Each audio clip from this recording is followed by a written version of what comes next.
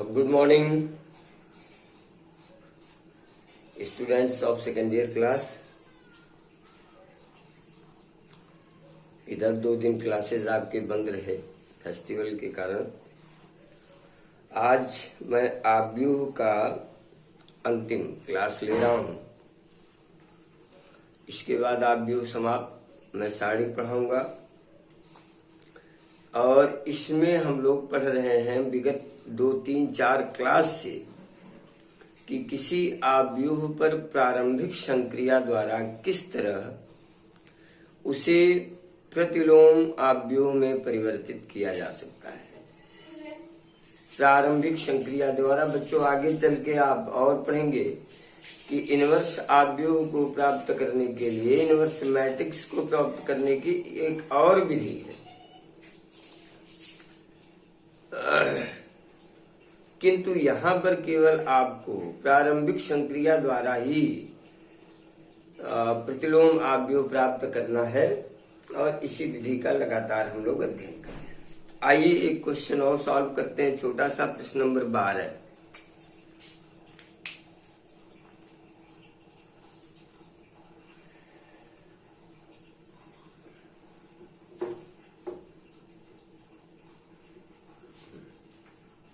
Question number 12 है, यदि a बराबर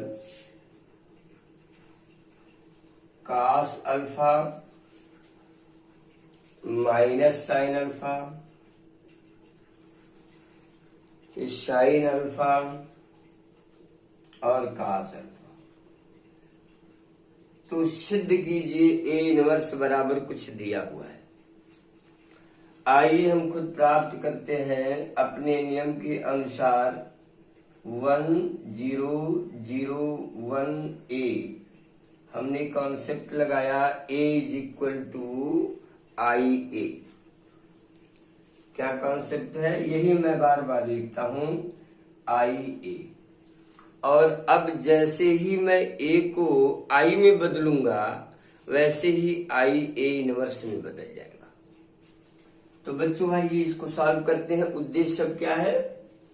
इस आव्यूह को आई में यानी आइडेंटिटी मैट्रिक्स में परिवर्तित करना। परिवर्तित करने के लिए आपको प्रारंभिक संक्रिया की जो 3-4 स्टेप्स है, आप अपने स्वविवेक के अनुसार उसका प्रयोग करेंगे। जैसे मैं इसे 1 बनाना चाहता हूं, तो ये 1 कैसे बनेगा?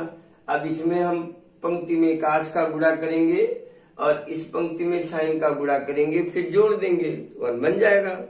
तो आइए देखिए, मैंने R1 में गुणा किया cos अल्फा का, तो cos square alpha, cos alpha sine alpha, और यहां गुणा किया साइन का, तो ये sign square alpha sine alpha cos alpha. ठीक इसी तरह आप यहां गुणा करेंगे cos अल्फा का, तो ये 0 0 और साइन अल्फा हो गया a। हमने क्या किया? R1 टेंस टू R1 गुणे cos अल्फा और R2 टेंस टू R2 गुणे साइन अल्फा। ये आपके प्रारंभिक संक्रिया में है कि आप किसी भी पंक्ति में या स्तंभ में अदिश का गुणा कर सकते हैं। अब हम जोड़ेंगे जब, तो अब देखिए क्या बना, cos square alpha plus sign square alpha, और ये दोनों minus cos alpha sine alpha plus sign alpha cos alpha. हमने जोड़ दिया R1 में R2 को, और इसको रहने दीजिए ऐसे ही। और ठीक यहाँ भी जब जोड़ेंगे तो cos अल्फा साइन अल्फा 0 और साइन अल्फा आ जाएगा।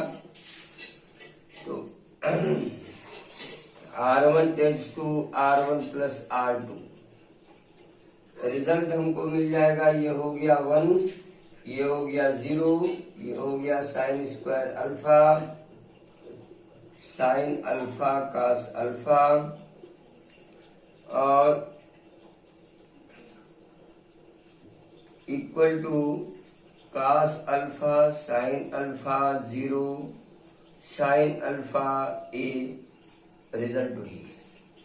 यहां तक पहुंचे आप। अब हमें इसे 0 करना है। R1 में साइन स्क्वायर का गुणा कर दीजिए और R2 से घटा दीजिए।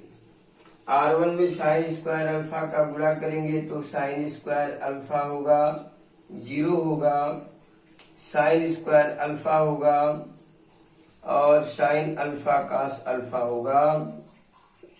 और यहाँ साइन स्क्वायर का गुणा करेंगे तो sine square alpha cos alpha, sine cube alpha 0 और साइन अल्फा ए। हमने गुणा किया R1 टेंस टू R1 गुणे साइन स्क्वायर अल्फा।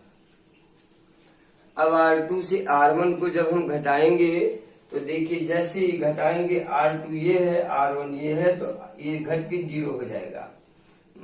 ऊपर से मैं थोड़ा मिटा देता हूं यहां से।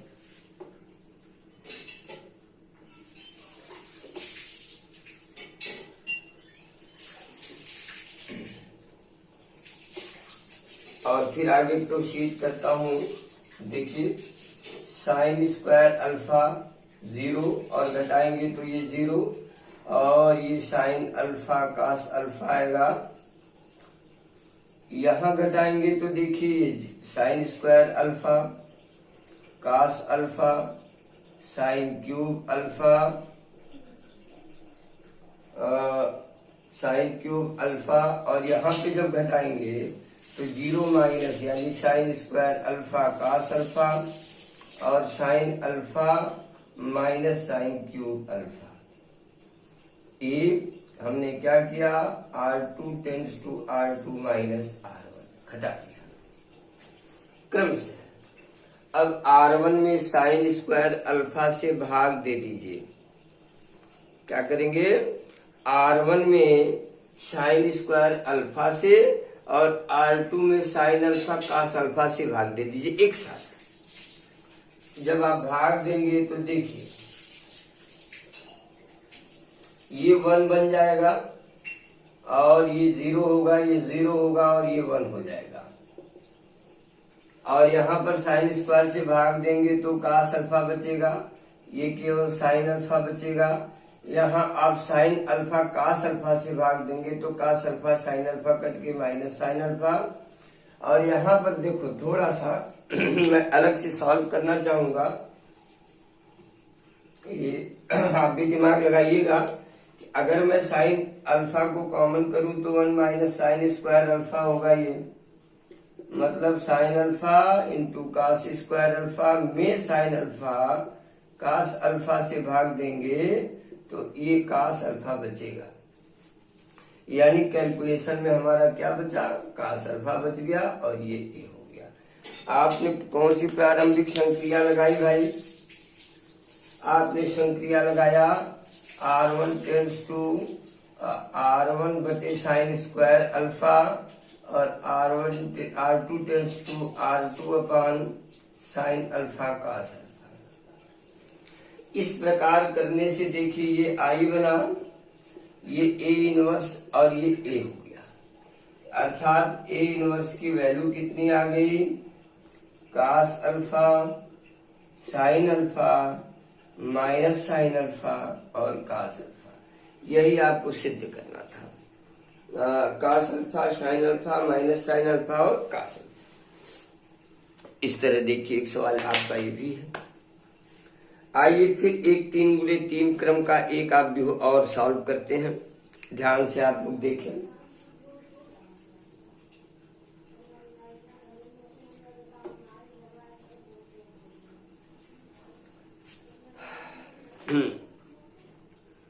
शायद मैंने 14वां तो किया था, 13वां करता हूं।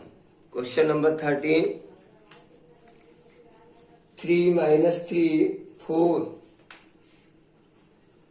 एक अवयव है 3 माइनस 3 4, 3 माइनस 3 4, 2 माइनस 3 4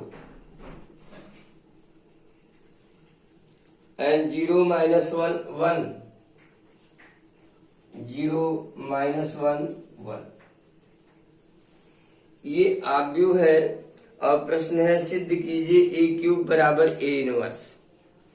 तो ए क्यूब तो आप स्वयं निकालेंगे, ये आपका होमवर्क है, ये मैं नहीं करूंगा। क्योंकि गुणा करने का प्रोसेस क्या है ये पीछे की एक्सरसाइज में आपको अच्छे से अध्ययन कराया गया है। हम ए इनवर्स निकाल लेते हैं, आप ए क्यूब निकाल कर मिला लीजिएगा कि क्या दोनों बराबर हैं कि नहीं है। निश्चित बराबर आएंगे। आप पहले वर्क करें तो ये भी हो जाएगा 1 0 0 0 1 0 0 0 1। सेम ऑर्डर का इकाइयां भी मैंने लिखा। और पुनः वही चीज प्रारंभिक संक्रिया का प्रयोग, हमें इसे एक बनाना है। तो हम क्या करते हैं, R1 से R2 को घटा देते हैं। R1 से R2 को घटा रहे हैं। देखिए जैसे ही घटाएंगे तो 3 में से 2 गया 1, -3 से -3 घटा देंगे तो 0, 4 से 4 घटा देंगे तो 0, 2 -3 4, 0 -1 1। और यहां भी जब घटाएंगे तो 1 -1 0 0 0 1 sorry 0 1 0 0 0 1 a। R1 tends to R1 minus R2। ये मैंने वर्क किया। आगे और आइए, अब हमें यहां पर 0 चाहिए।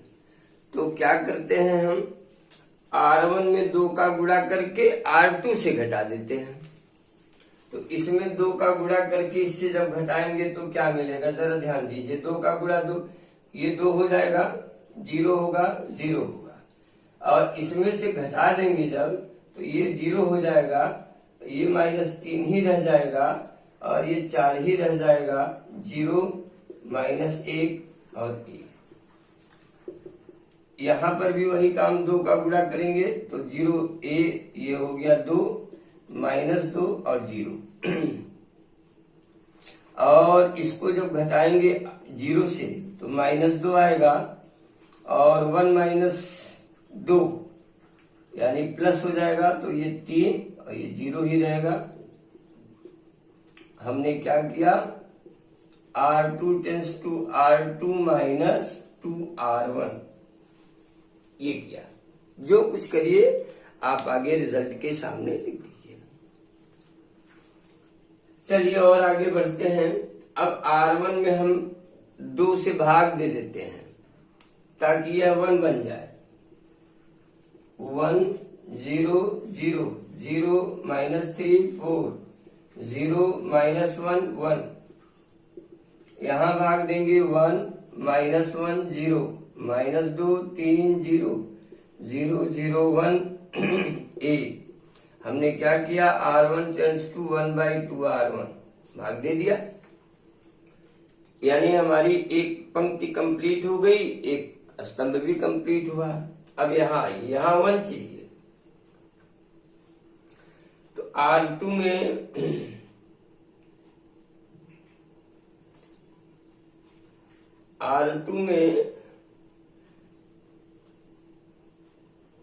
पहले आप 4 का गुणा करें।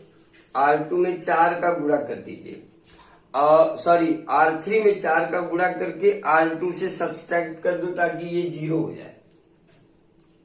फिर देखते हैं, आगे बढ़ते हैं।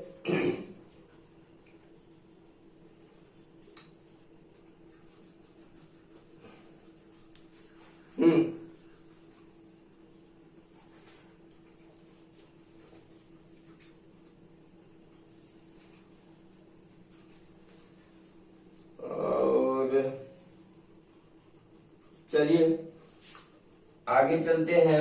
1 0 0। अब R3 में अगर 4 का गुणा करके सब्सट्रैक्ट करेंगे तो ये तो 0 ही होगा। ये -4 होगा तो -3 -4 ये 1 हो जाएगा। ये देखिए 1 बन जाएगा। और 4 का 4 में गुणा करके 0 हो जाएगा, ये 0 हो जाएगा और ये -4 हो जाएगा और ये 4 हो जाएगा। यहां पर वर्क करेंगे आप तो 1 -1 0।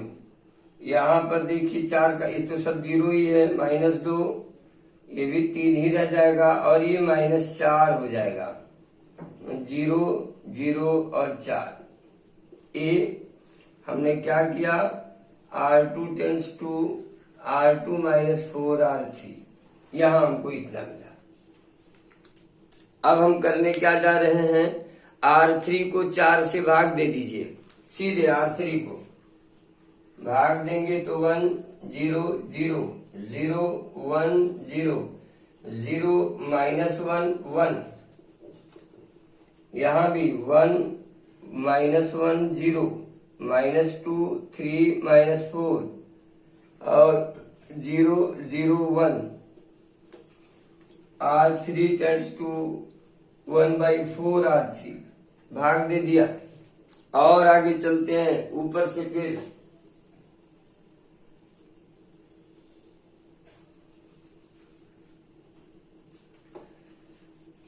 हाँ, अब हम चलते हैं R3 में R2 को जोड़ दीजिए, R3 में R2 को जोड़िए तो क्या मिलेगा, 1 0 0 0 1 0, और जब जोड़ेंगे यहाँ तो ये 0 -1 + 1 कट के 0 और 0 1 में ये 1 ही आ जाएगा। और यहाँ जब जोड़ेंगे तो 1 -1 0 -2 3 -4, और यहाँ जोड़ेंगे तो -2 3 और 1 यानी -3 आ जाएगा और a आ जाएगा। इस प्रकार मैंने क्या किया, R3 tense to R3 + R2, और अब ये I बना और ये A इनवर्स A बना, इसलिए A इनवर्स की वैल्यू हमको मिल गई 1 -1 0 -2 3 -4 -2 3 and -3। अब आपका वर्क है कि दिए गए आव्यूह का A क्यूब निकालिए। A क्यूब मीन्स पहले A × A, जो आता है उसमें फिर A का उसी का मल्टीप्लाई, और चेक करिए कि हमारे द्वारा प्राप्त किए गए प्रतिलोम आव्यूह से मैच करता है कि नहीं, इक्वैट होता है कि नहीं। अगर होता है तो आपका शर्त सही है, और नहीं होता है तो फिर आप अपने कैलकुलेशन को रीचेक करिए। इस प्रकार ही एक्सरसाइज के लगभग सारे क्वेश्चन मैंने लगभग सॉल्व कर दिए हैं। हाँ, मुझे तो लगता है कि मैंने सब सॉल्व ही कर दिए हैं, लेकिन अगर कुछ और रह गया हो, शायद ग्रामर मैंने नहीं किया है, तो आप खुद कर लीजिएगा, इसमें कुछ विशेष नहीं है। अब कल से हम सारणिक का क्लास प्रारंभ करेंगे। आव्यूह और सारणिक में कुछ समानताएं हैं और कुछ विषमताएं भी हैं।